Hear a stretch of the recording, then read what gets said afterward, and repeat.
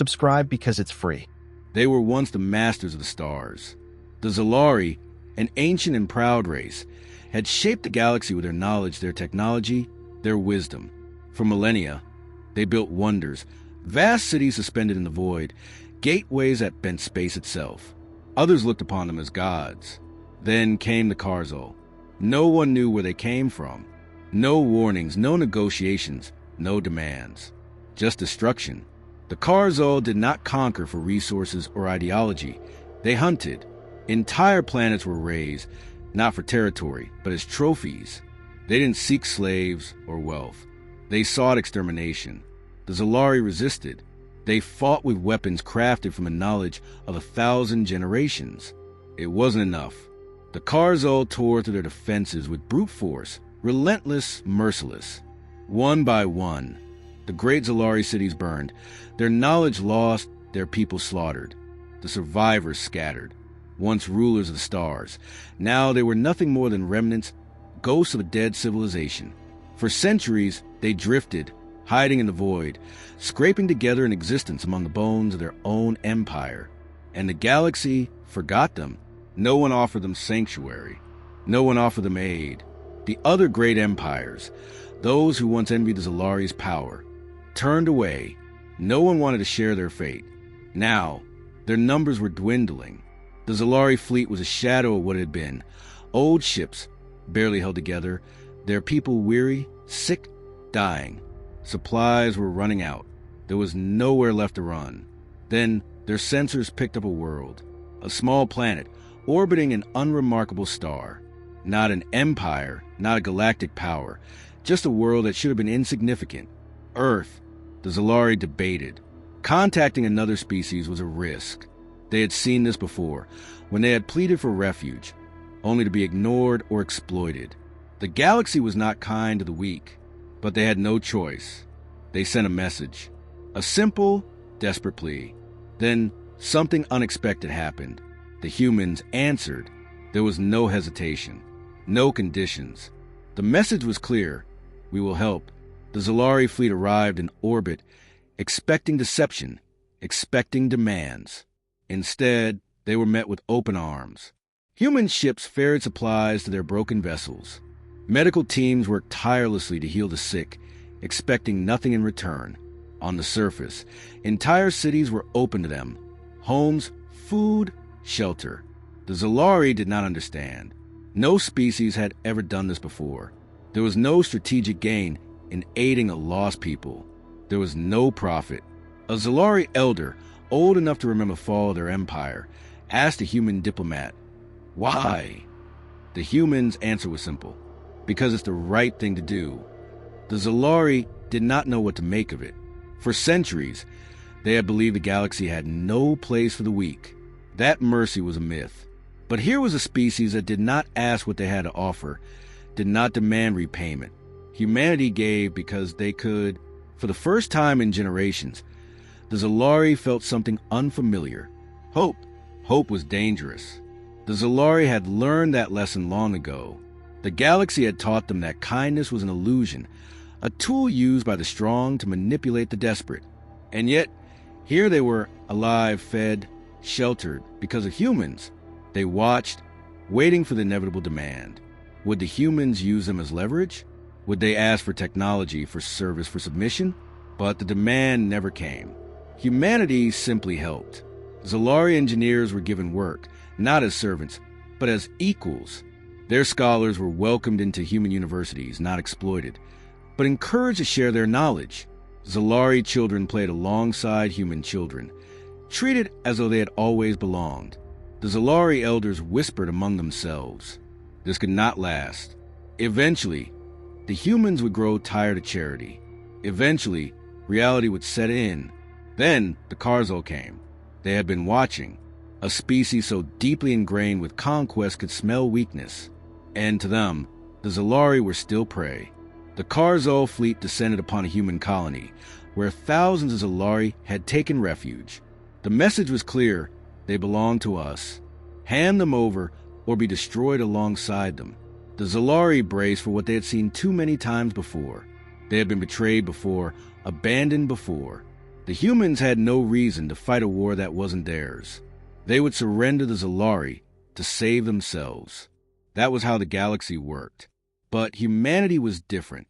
There was no debate, no hesitation. The response from Earth was immediate. Come and try. The Karzul attacked.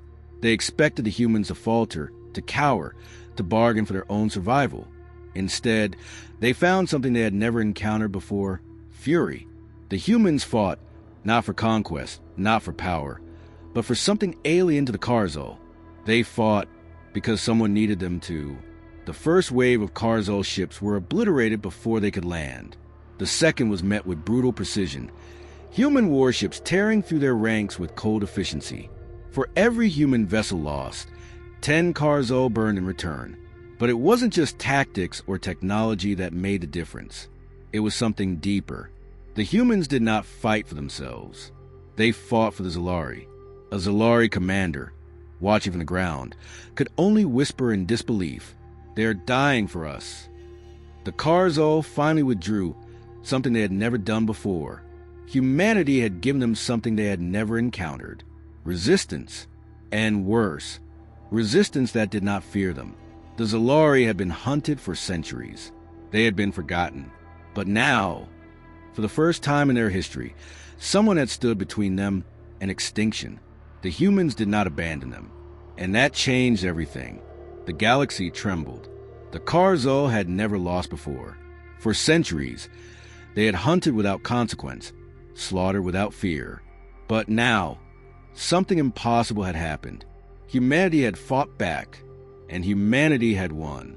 The Karzul could not let this stand. They did not negotiate. They did not retreat.